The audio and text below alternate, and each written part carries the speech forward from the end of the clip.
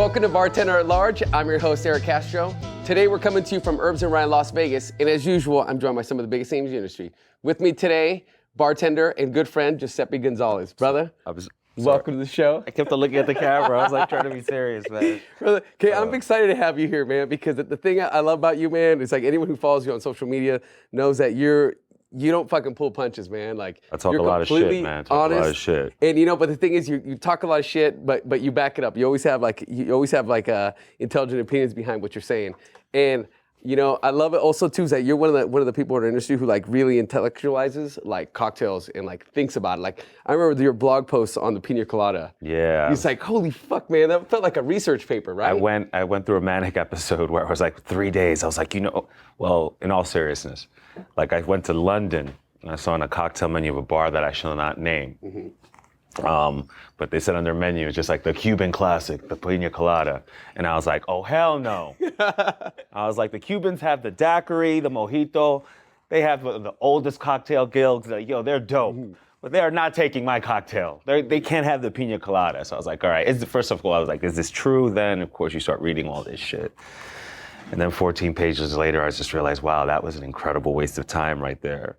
Dude, it was a great fucking article. I think I've read it like twice over the years. And I've recommended it to people when people ask me about like, start talking about the pina colada. Yeah. And here's with me and you, one of the topics we're gonna talk about. I use that more as an argument for blenders, if anything, where it's just like, it drives me crazy that you go into these classic cocktail bars, or like bars that promote classics, but they won't carry a blender. Mm-hmm. It's just like, oh, it's loud. It takes away from the energy of a bar, and I'm just like, yo, man, you go to freaking Nomad, you go to Noma. I'm sorry, they have blenders in the kitchen. Dude, you go to you go 3-star Michelin places. It's like, yo, if it's like culinary, we're talking culinary tool. Dude, I'm not kidding, man. I'm like dead serious. I credit you with being one of the people to like get respect for blenders back in the cocktail industry. Dude, it's because for years, man, like all the speakeasies and the fancy cocktail bars, there was this like push against the blender. Like, no, we don't carry blenders. The one person I gave the most shit to was Phil Ward about it, because Maya Well was like my favorite tequila bar, mezcal bar, and I was like, bro, like frozen margarita, frozen margarita to me is one of the best drinks on earth. Yes. Like. Especially when it's hot out? Yeah, when it's hot out, it's like, and it's a perfect drink. Like, you know what I mean? That drink develops, like the vegetal flavors of tequila, mezcal start getting better as it gets warmer. Like, it does a lot of dope shit. Mm-hmm. And he refused to have a blender back there. I'm like, get the fuck out. You just bring your own? You're like that annoying customer. It's like, here, I brought my Vitamix. I'm like, I know you got it back there. I know Time Out gave you one for free when you won that award. Like, come on. And he's just like, but it was like, I understand the argument. So I was just like, just read my 14 pages on the pina colada and just, check yourself right now. But if anything, I'm sorry. Yeah, I do think about cocktails in a way where it's like, sometimes I'm like, I see people write things and I'm like, shut the fuck up. Like, you know what you're talking about. Or just like, okay, like, Well, I know the article is fucking suspect when they write the recipe in tablespoons. Dude. If the recipe's in tablespoons, I know the dude, it's a narc who doesn't know what the fuck suspect if they're saying it's making a comeback. I'm like, when I hear sherry's making a comeback, I'm like, motherfucker, sherry's been around for fucking 2 centuries, 3 centuries. How long? It ain't going nowhere. You know what I mean? Yeah, sherry's here. Just because you saw it in an internet article yesterday doesn't mean of course there's a resurgence of people drinking it, using it in cocktails. But the first ever cocktail that had a straw was a sherry drink. Yeah. You know what I mean? So it's like one of those things where it's like, all right, bet. 4 years later, Tiki's making a comeback. I'm just like, it's like time out. Like, weren't you paying attention when Smuggler's Cove won Best Bar in America? Like, you know what I mean? Like this happened. It was like 2010 or something? Yeah, I'm like, yo, this is making a comeback. Ago. It's like, yo, come on. Like, you haven't bought the book. We're just like, what's the word? Like we use hyperbole to speak about cocktails in a way, or just like, oh, this is the best, or this is how we should do things. And I'm like, oh, well, if you really look at classics and the way they work, like, you know what I mean? Those guys didn't play with any rules. Why are you following these rules? One of the most impactful like words of advice I got from anybody was Neo White. Neo White used to run the bar program at NOPA. And of course. He incredible bartender. Fucking love that guy. Fucking love that guy, right? He reminds me of you, right? Like very, very, Oh, we've nerded out. Me and him have nerded out. Right? And I got to get him on the show, by the way. Mental note to that. There are sometimes like we both read the same shit and we'll text each other like, yo, I'm not ready to pick a fight. But that was some stupid shit. He's like, yeah, man. What that might have been the aviation or some shit. I don't remember what. But one of the words of advice he gave me a long time ago was like, hey, man, like this cocktail, he's like, making cocktails is like playing jazz. Mm-hmm. He's like, the recipe is like the melody. But how you choose to play that melody is up to you. Where it's like, you know, whether it's a song's, you know, it's Ray Charles or it's like the Beatles playing it, you know, it's the same melody, but they can do it their own way. And it was kind of like I feel like it was interesting to me because at the time I was really nerding out on classic cocktails and like reading these old books, and you're like, you know, you look at a recipe like, man, this recipe looks fucking gross.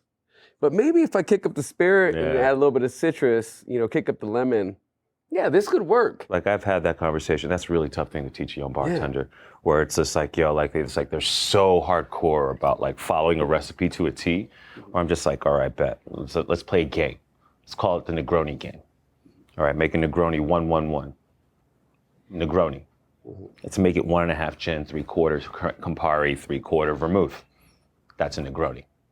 Let's make it 2 Campari, 1. You know what I mean? Yeah. Change that recipe, and it still has the character of a Negroni. You're actually, and you see where range falls in. When does it stop being that? All right, your Manhattan, equal parts. Fucking delicious, by the way. Delicious. Still a Manhattan. Yeah. A different kind of Manhattan, but still a Manhattan. 2-1. 2 3/4, 1 dash of Ango this time. 1-2. 2 dashes. Let's go 4 dashes of Ango and orange bitters. You know what I mean? It always is a Manhattan. That's why it's a classic. You know what I mean? It can fill that range, and you can kind of see where just like, I like it this way, I like it that way. And that's why it's a classic, because it's versatile like that. So like when I see bartenders like getting like, I remember I used to work at a bar, Flatiron Lounge. And Julie wasn't like this. Julie's always really cool, but I had a coworker of mine, and it was when I first started, and they were just straight up like, you know what I mean? Like I went 2-1 on my Manhattan. Julie didn't give a shit. Nobody gave a shit except this one fucking coworker. Just like, well, the spec sheet says 2 1/4, 3/4. I'm like, motherfucker. Like no one's sending that drink back. Yeah. You know what I mean? And it wasn't even like an attitude thing. It was just more like a deeper question. It was just like teaching bartenders range. It's just like, all right, bet when is that drink not that drink anymore? Yeah. Where you want to go with it? You know what I mean? Do you want it to, you know, if you have stay true to the melody. Yeah, like, you know, a daiquiri can be something that's corny. I hate motherfuckers who use the daiquiri as an example, but it actually is a perfect example where like different rums have different sweetness. You know, so like, you know, an aged rum, you know what I mean? You might have to go a little bit drier, go 2, 1 lime. You know, you can cut the sugar, you can bump up the lime, you can bump up the rum. You know, there's a lot of, but it's still a daiquiri. Yeah. Like having one recipe for one cocktail makes no sense to me. Yeah. Or just like a 2-1 Rittenhouse, which is 100 proof, and maybe go 2 1/4, 3/4 on an Overholt, which is 80 proof, kind of makes more sense. I was like, oh, where does that proof fall? Where's that proof at? All right, the aging, oh, this one's a little bit lighter. This might need more whiskey, you know? Whereas like I have the young bartenders, you know, when they see the recipe, and it doesn't matter what spirit you put in there, they will never, ever move from the recipe because it's, you gotta like kind of be like, yo, don't worry about it. No one's gonna get mad at you. Okay. No one's gonna fuck with you. Play around with it. I mean, don't fucking give it, you know, don't do some crazy shit where it's just like, oh my God, I put, you know, a bar spoon of freaking, what's the word? The cinnamon whiskey, the freaking, what's it? Fireball. Fireball. I put a bar spoon of Fireball, and then you still call it Manhattan. Like, all right, time out. Yeah. It's delicious, but no, we don't do that, you know. No, because it's funny. We've all had situations where we're like bartending.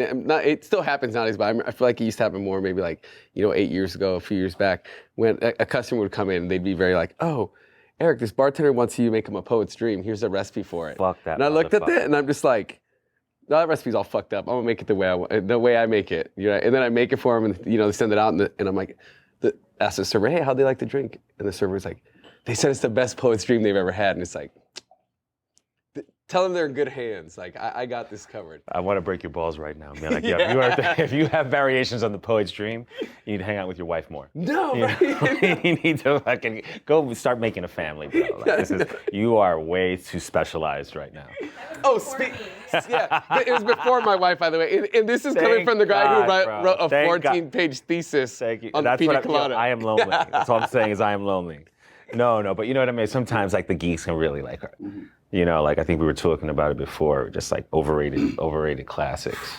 And I was like, bro, I have a few, man. Where all right, like, I don't really classic, brother. Talk to me. Aviation, man. Overrated as fuck. I'm like, come on, bro. Overrated like, as fuck. I mean, first off, like, you know, we started making that drink before we had Violette available. So we were making it wrong, but still calling it a Aviation. So it was gin, lemon, and you remember Maraschino. Yeah. Maraschino had just become available again, so we were all using Luxardo, whatever the hell. Nobody knew what it tasted like, so we were using it, not knowing that Luxardo was dry as fuck. So we're making this dry, horrible, 2-1, going a 2-1 3/4, which is like basically like this shit is not good. People ordering it because they saw it in the New York Times, where the fuck they read it. And then it has a cool name. It has a great name. Yeah. And then you have this Violette thing that, everyone's tried to launch again. And then just like, this like, then you have the people who will say that they will drink it the wrong way, and then they have it, the right way, and then blah. So it starts getting specialized. And that's like a conversation I don't want to have, because I'm just like, you want something gin and citrus, man. Like I can, I'll drink a sensation, you know what I mean? Yeah. Aviation with mint or some shit, but don't do that. God, what else? I was fucking with you, but I wasn't kidding. The margarita. No. The margarita is a little overrated. Oh, you're fucking sick. I know. I love fucking with the Mexicans. I love fucking with the Mexicans. I know, right? I know, it's sort of like a cultural pride thing. As I know the pina colada. Like, if you said that, I was like, yo, we're not friends anymore. No, but like it was like more falling into like, the margarita is a great cocktail, but like I've actually had this thought experiment, which is like, what is the variation that is better than the classic? So I'm like, if I'm gonna throw strawberry margaritas are pretty fucking blended good. Strawberry, yes. Yeah. But like, a Tommy's margarita, like that to me is like, if I'm gonna throw a margarita and be like, what do I think is better, makes more sense, a little bit more versatile, I'm like, Tommy's margarita is pretty perfect. Yeah, it's a pretty fucking ideal cocktail. It does all the things you want it to. Price point, behind the house, it works better. Right, you know what I mean? You can control the sweetness a lot easier. Yeah. There's no real variation on like how people use Cointreau, Combier or whatnot, which are great products, or like if you have to cut it with sugar, like there's always that 1/4 ounce you have to throw in a few things. Mm-hmm. Like you were talking about the Cadillac margarita, which is for, you know what I mean? But that's Curacao, another one where I'm just like, oh man, Tommy's doesn't have that problem, man. It does everything you need it to do, and that drink never gets sent back. No, ever. Ever. Whereas somebody, you give them a margarita, they're always just like, oh, it's not frothy enough. Oh God, do you have like this super expensive tequila to throw it in there? It's like, all right, bet, dog. Like, have fun, dog. No, but here's one thing. I think you might be kind of right in some respects with margarita, but I feel like the margarita is like overrated and underrated at the same time, because it's the most popular cocktail sold today. That people make poor, but they make poorly. But like 99% of them are disgusting. Yeah. And it's like, they're using just like, this like yellow number 5 fucking sour mix and whatever, and they come out gross. So it's like that drink is overrated. But just like, I feel like every time I have a margarita, every time I take that first sip, I'm like, son of a bitch, man, I should be drinking more margaritas. Yeah. I mean, it's pretty flawless, man. Yeah. And now with like mezcal, you know what I mean? You can get like good quality mezcal, you know what I mean? It does it does all the dope shit. But like, I'm always thinking in terms of like what's versatile, what makes more sense, like how am I gonna, everybody, and the thing is like everybody has, like when you give people a margarita, you know what I mean? It's like the same problem that you have when you give them a pina colada. They're always they were on vacation and they had some asshole who works there like once a week, make them some shit that has sour, you know what I mean? If you're in Mexico, in a freaking all-inclusive, and you're not using fresh lime, and you're using like some bullshit triple sec, you're like, oh, I kind of do.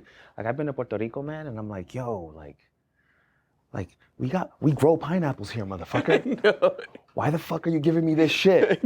No. We got the rum is right there. Yo, Coco Lopez was invented here. Why are you using the fucking food stamps brand, bro? Yeah. By the way, there are no food stamp Coco Lopez. I just made that up. I feel bad about even saying that. Yeah, God. The off-brand. There are a couple off-brand Coco Lopez or coconut creams that I don't like.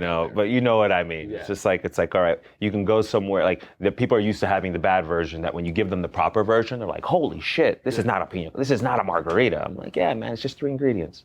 Yeah. You make 3 ingredients, you know what I mean? And they're good ingredients, it's gonna be fucking perfect. But thing is, nobody gets the 3 ingredients, So what are some of the other cocktails you think are overrated? Fuck, man. Sazerac. Ooh, damn, brother. That's a fucking bold one. Well, all right, let's hear. Well, it's not real. I don't think it's really bold. Like, if you know what I mean. Like, all right, let's talk. Let's go. You said it's overrated. That is pretty bold. I think the original Sazerac's made with cognac. Mm-hmm. When you make that drink with cognac, it makes sense. All of it works. The absinthe works. The sugar, the peychaud, everything on that drink cognac.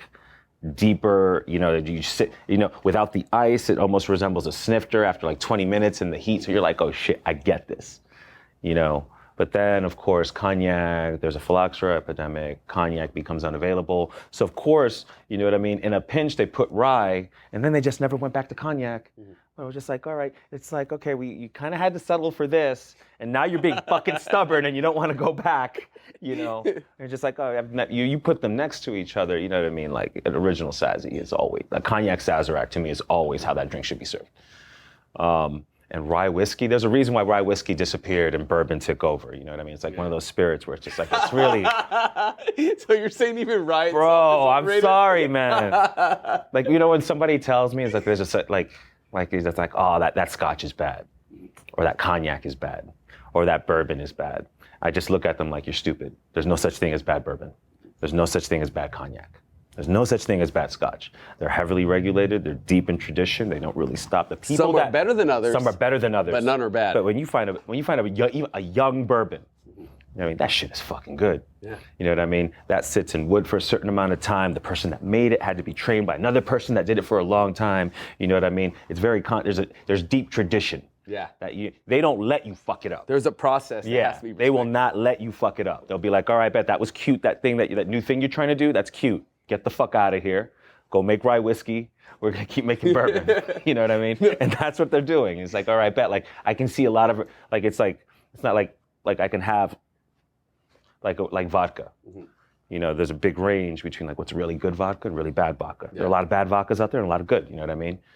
And the regulations aren't quite as strict. With rye, like I don't know what the fuck I'm getting, man. It's like same with rum. It's like sometimes just like, well, in this country they do this, in this country they do that, and blah, and they add sugar here, but like this country doesn't add sugar, and now their fucking rum is acidic and shitty. So like, you know, that's like, all right, bet. Like, you know, it's like, okay, like what are the rules? You know, and I think a lot of this is grounded in that there was like a bourbon backlash like 8 years ago in the early cocktail movement. There was that bourbon backlash. And I remember you specifically on Facebook getting like really mad at getting an argument with somebody about that. I'm just like, because people started to knock bourbon. You're like, whoa. Okay, it's okay for bourbon and rye to both be good. I mean, shit, they're almost made of the same stuff.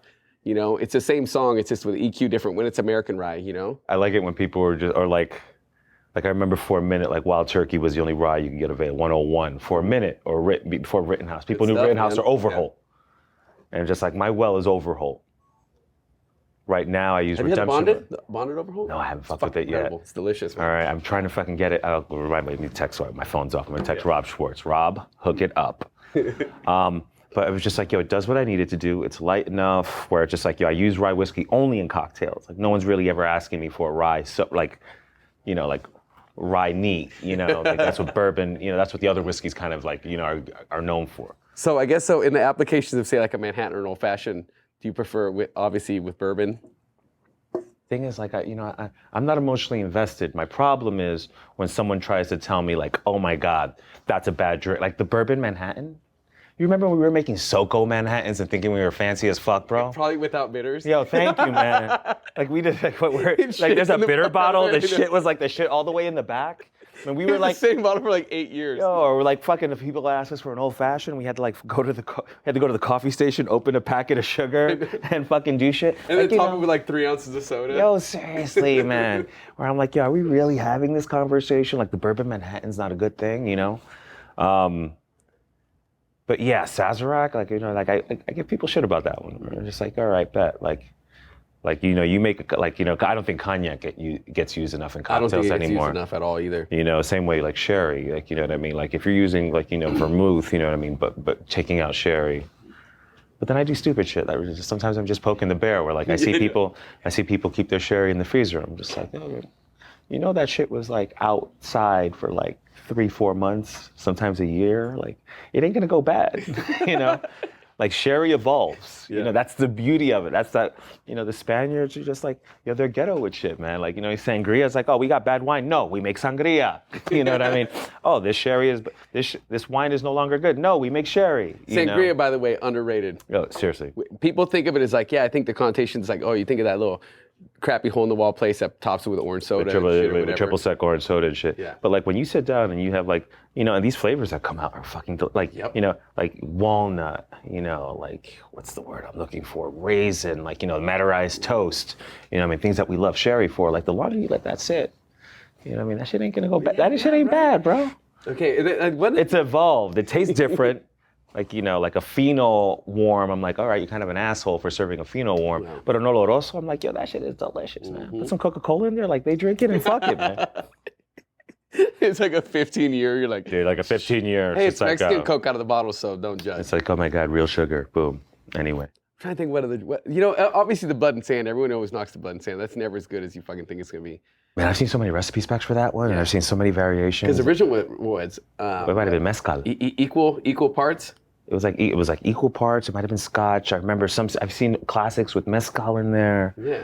And then of course, like you throw an Isle of the variations are corny because they have the creativity of a fucking thumbnail, where it's like, okay, I'm gonna put Isle of Scotch in there. Putting a bar spoon of mezcal and everything. Oh my God, it's like let's put Fernet in there and think we're changing the game. Like get the fuck out of here, It's like, well, it's tough to love a drink with orange juice. So that's the thing that gets it shit. See, the thing that makes that drink good, if you kick up the Scotch and add a little bit of lemon juice, the drink becomes fucking good. But then you're kind of little bit of acidity. Yeah, because and who knows what oranges tasted like back then? Yeah. Because corporate agriculture was trying to make them sweet and heavy, so people would pay more for it by the pound, and it's sweeter for the palate. But I don't know what they taste like back then. But there had to have been. I never understood why people hate it. Like, you know what I mean? Where the people are like it's overrated. Like I kind of liked it because it's one of those things I had in my toolkit where just like I'm gonna give you something you've never had before. No one's ever tasted anything that tastes like a blood and sand. No. It's like the Trinidad Sour. It's like, oh, I've had all drinks, blah blah. It's like, all right, motherfucker. Here, like, what's that? It's just like, and nobody can really guess that. That is funny because one of the cocktails that you're known for, the Trinidad Sour, is a rye cocktail. Yeah. And you fucking, that's why it's only a half ounce. It's only a half ounce. Well, that drink was it was a semi-rip from another drink called Trinidad Especial. So when people if you look at the recipes next to each other, they look virtually identical. But I made a Trinidad Especial, right? And it's just like 1.5. That's with cachaça, right? No, Pisco. Pisco, okay. So it's like 1.5, half, 3/4, 1.5. So the first time I saw that drink, there's the first thing that stuck out to me was obviously like 1.5 ounces of Ango. Yeah. I'm like, this motherfucker's crazy. Second thing was just like equal parts sweet to spirit. I was like, this motherfucker's crazy, And I tried it, it was good. But there were problems where I was just like, all right, you're using lime juice here, that doesn't really fucking work. And the main issue with the Trinidad was just and this is something I didn't even realize, nobody had orgeat behind their bar.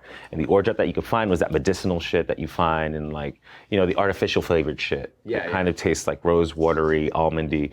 The stuff that you see in the Middle Eastern markets where I'm just like, yo, this isn't real. I know this is not a natural flavor. Yeah. This is something chemical. So with the Trinidad Sour, I was like, all right, let's make our own orgeat. Let me see what it looks like. And it was the same way with grenadine. You remember back in the day with grenadine, we just all you had was roses. And then of course, you had motherfuckers I remember back in the day freaking having to peel pomegranates. Yeah, and your hands would be disgusting and then flow. And they're fucking stained for 3 days. And they're stoned for 3 days and you're just like, yo, this fucking You're like, this sucks. shit's done. This shirt is ruined. Yeah, and then you're just you found pomegranate molasses and then of course you're like, okay, we changed the game, but then people will still want to fuck with it. Well, that's what I was just like, all right, this is like grenadine. Because I know that drink that Jack Rose should not taste like that. Mm-hmm. I know it tastes better because there's a reason why it was popular. Yeah. So the Trinidad Sour is all right, bet. And now you can kind of see. Now it's can't imagine what what with Blair's freaking orgeat or Small Hands. That becomes you can see where it's a vital ingredient. But if you're using that shit that we were using 20 years ago, it's oh, that shit's fucking. That's not. Yeah, I don't like that. That's no bueno, Monin man. stuff I don't really dig either. No. That stuff's okay in coffee. But not for the fucking Army Navy or something. I'm gonna give your fucking audience, I'm gonna give them a Monin shout out. All right? Because they do have one fucking flavor that I fucking love. Which one is it? Fucking their brown butter syrup. I haven't tried it yet. Dude, Pearl Divers. That's all I'm gonna say. The problem with clarified butter is that it freezes and it gets chunky, but you still want that butter flavor. Yeah. And then you do that fucking, then there's that Dave Arnold recipe that has Ticaloid in it? Yeah, get the fuck out of here. It stays in solution. Man. It's good that way though. It's good, but it's yo, that's not you know what I mean? I'm from the hood. It's not Monin though. Excuse me, can I please get some xanthan? I think the Ticaloid is right next to your xanthan gun right there. Thank you very much. You look shady as fuck when you're weighing it out on a scale. You're putting this white powder on a scale. Dude, man, I'm trying to, I've got a 22-year-old kid who just found, who I'm trying to make sure doesn't ever find out what cocaine can do. Yeah. You know what I'm saying? He's going to give him something like Ticaloid and be all right, here we go. We're going to make drinks with this.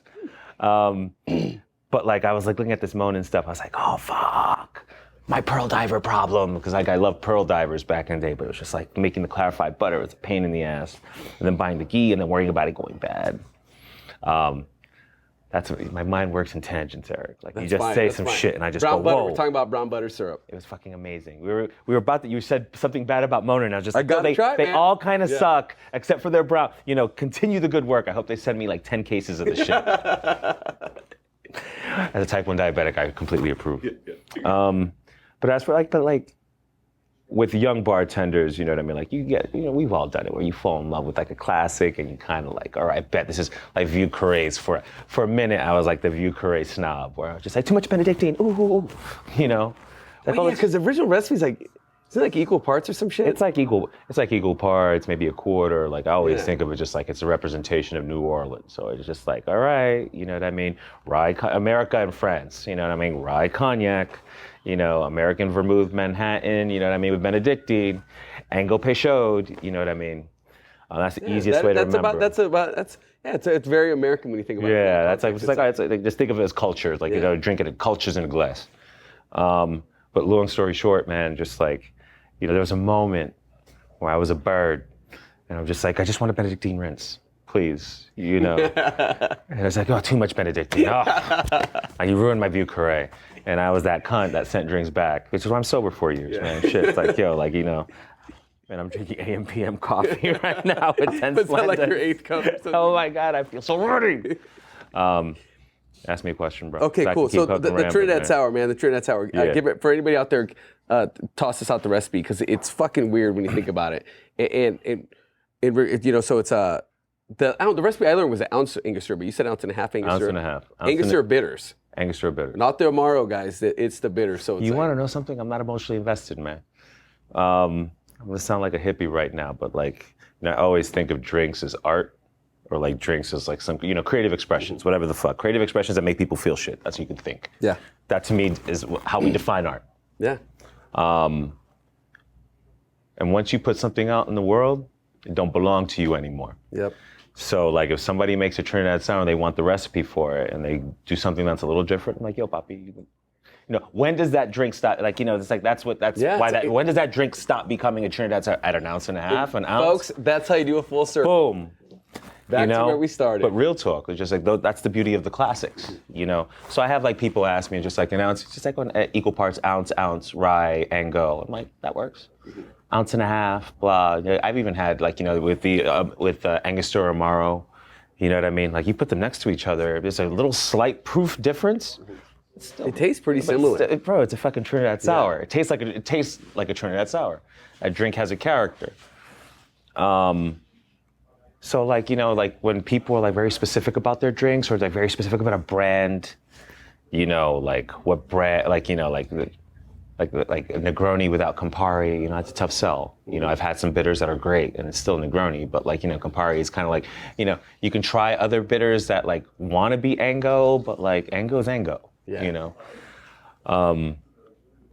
But yeah, like I've seen variations on it and it always weirds me out, man. Like weirds me out in a good way. Mm-hmm. You know, my daughter started working for me and I think I've ruined her life because she fucking loves it. She's 18 years old and makes more money than all her friends. It's like, you worked this many days and you made that much? It's like, oh wow. And they're fucking at the Gap right now. Are there still Gaps around? I don't even know. Yeah, maybe Old Navy. Maybe Old Navy. Definitely not H&M. All right, anyway. Man, so for our audience, we got to wrap it up. Man. Word. But to wrap it up, man, what advice would you give any like young bartender out there who's listening and is thinking about, you know, how to create their own cocktails and how to create riffs on classics? What advice would you have? Oh man, read everything, bro. Like read everything and probably, and I tell this to anybody looking for a job from me, like stop looking for mentorship. Like, it's just like people always want, like, it's just like, oh, I need to be mentored. Like, you know what I mean? Dale didn't have a mentor. Dale just fucking did it. Audrey was obviously mentored by Dale, but like, you know, Audrey's a very independent, brilliant person who's like, you know, self-motivated. She was out there reading the books, doing the work, you know. Like sometimes I have people, like, you know, I mean, you start working at a place for like 6 months and they start saying, I don't feel like I'm being mentored. You know, I'm like, this is the fucking job.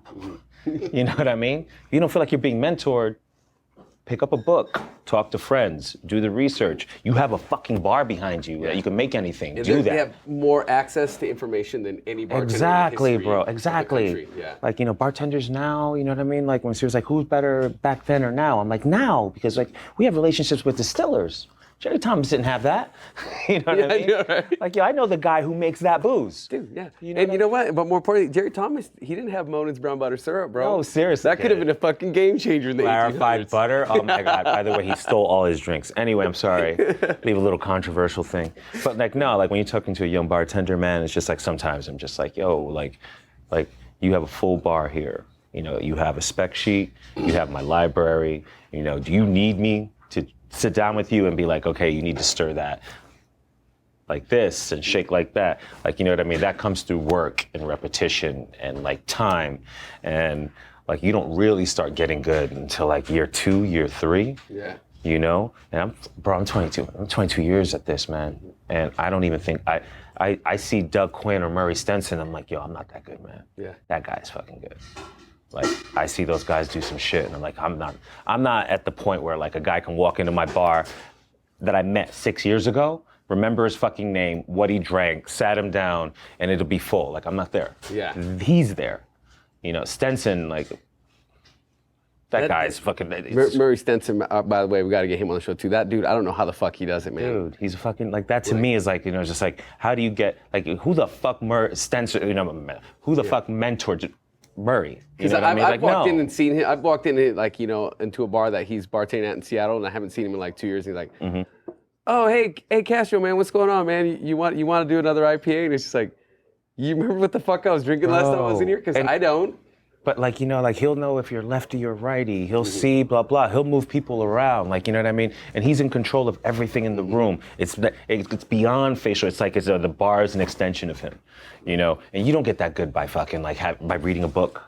You get that by doing the job every day, and seeing and knowing where all the mistakes are, knowing exactly what you can do, you know, knowing what to hear, like either the wind sounds different or the music drops a pitch, you know, the door opened and you turn around, you know, like, you know, shit like that, you can't teach that, man. Yeah, that's, so like, you just like be mentors, like, yo, just hold a job down for 2 years and see what happens, you know. Anyway, oh yeah, and don't drink, that won't help. Shit, that's good advice to wrap up on.